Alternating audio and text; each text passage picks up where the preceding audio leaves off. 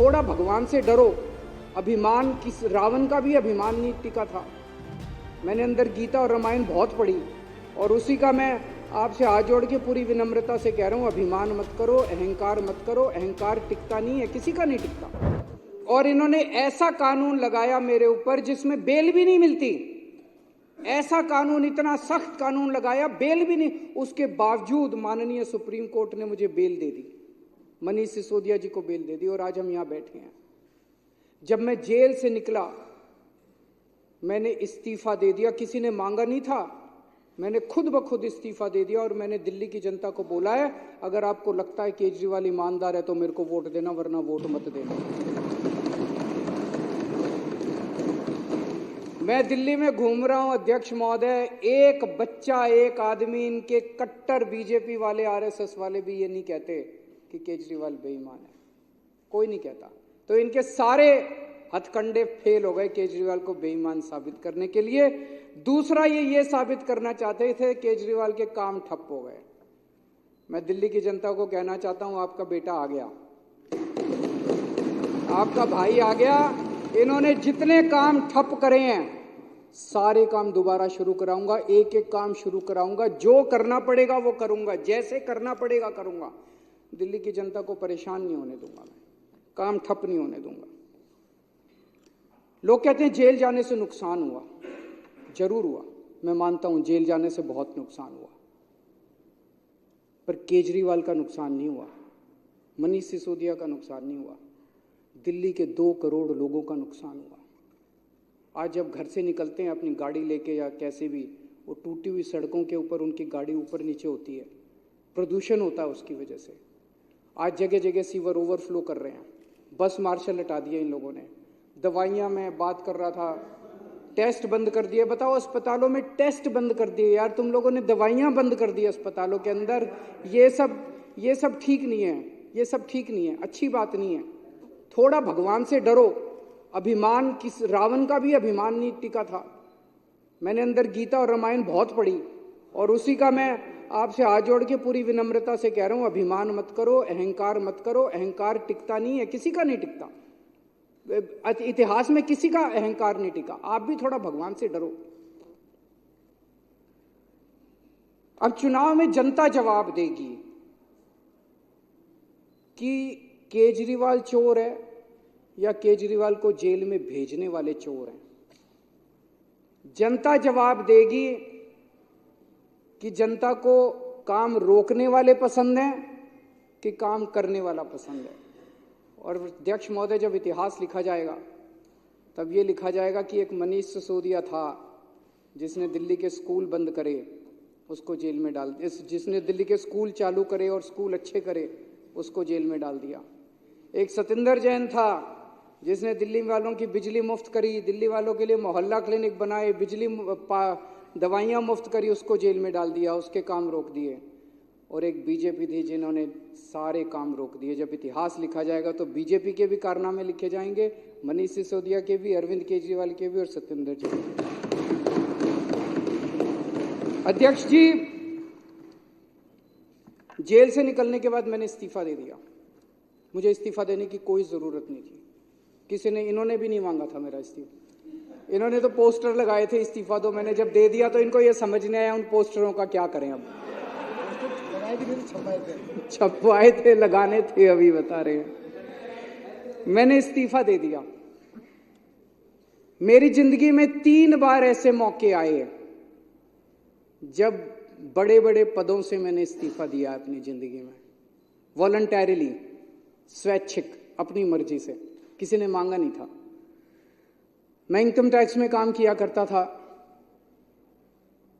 Joint commissioner की post पे था। मन में यह था कि देश के लिए कुछ करना है, समाज के लिए कुछ करना है। तो मुझे ये लगा कि जो मैं नौकरी कर रहा हूं, ये नौकरी तो और कई लोग कर लेंगे, मेरे जैसे और बहुत इनकम टैक्स में जॉइंट कमिश्नर हैं, वो लोग कर लेंगे। मुझे कुछ ऐसा करना चाहिए जो हर आदमी नहीं करता।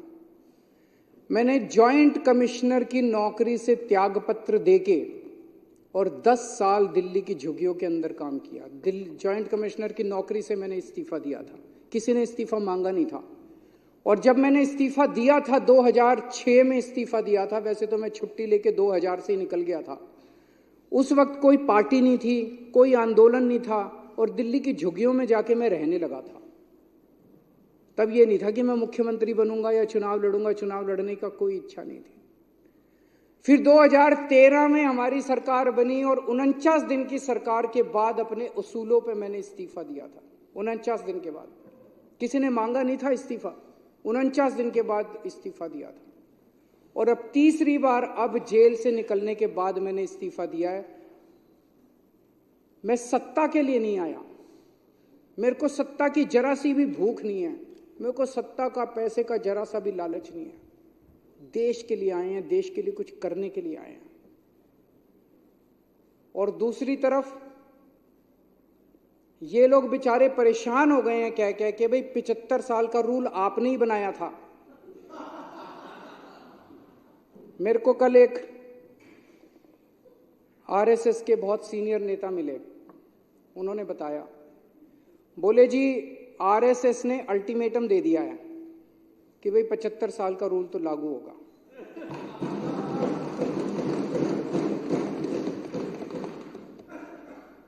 लेकिन वो मान नहीं रहे, कह रहे हैं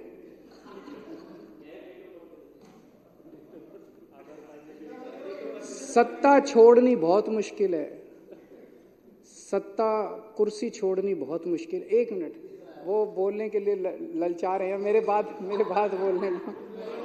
सत्ता छोड़नी अध्यक्ष महोदय बहुत मुश्किल है, सत्ता का लालच छोड़ना बहुत मुश्किल है। खुद ही रूल बनाया, उस रूल के तहत सबसे पहले आडवाणी जी का इस्तीफा लिया, मुरली मनोहर जोशी जी का इस्तीफा लिया, सुमित्रा महाजन जी का इस्तीफा लिया, बीसी खंडूरी जी का इस्तीफा लिया, कलराज मिश्र का इस्तीफा लिया, आनंदीबेन पटेल का इस्तीफा लिया, शांता कुमार जी का इस्तीफा लिया, करिया मुंडा जी का इस्तीफा लिया, हुकुमदेव नारायण जी का इस्तीफा लिया, नजमा हेतुल्ला जी का इस्तीफा लिया, भगत सिंह कोश्यारी जी का इस्तीफा, और भी बहुत है, मेरे पास तो थोड़े ही नाम है। उन सब का इस्तीफा लेने के बाद जब अपना नंबर आया तो कहते हैं ये कानून मेरे पे लागू नहीं होगा। ये तो ठीक नहीं है, सबके लिए बराबर कानून होना चाहिए, नहीं होना चाहिए। मैं ये सोच रहा था कल को कोई अफसर 60 साल की उम्र होने के बाद कहे मैं तो नहीं रिटायर होता जी, कल को कोई सुप्रीम कोर्ट का जज 65 साल की उम्र होने के बाद कहे जी मैं तो रिटायर नहीं होता। व्यवस्था ही खराब हो जाएगी।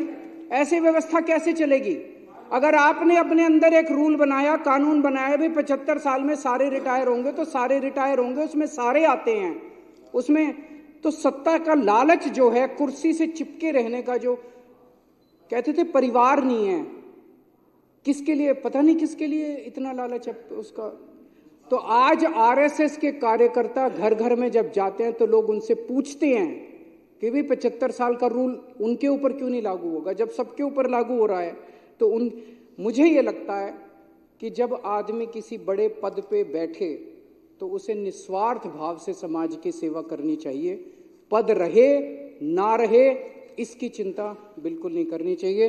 अंत में अध्यक्ष महोदय, मैं फिर से यही कहना चाहूँगा, हमारी दिल्ली बहुत खूबसूरत है, हमारे दिल्ली वाले दिल वाले हैं।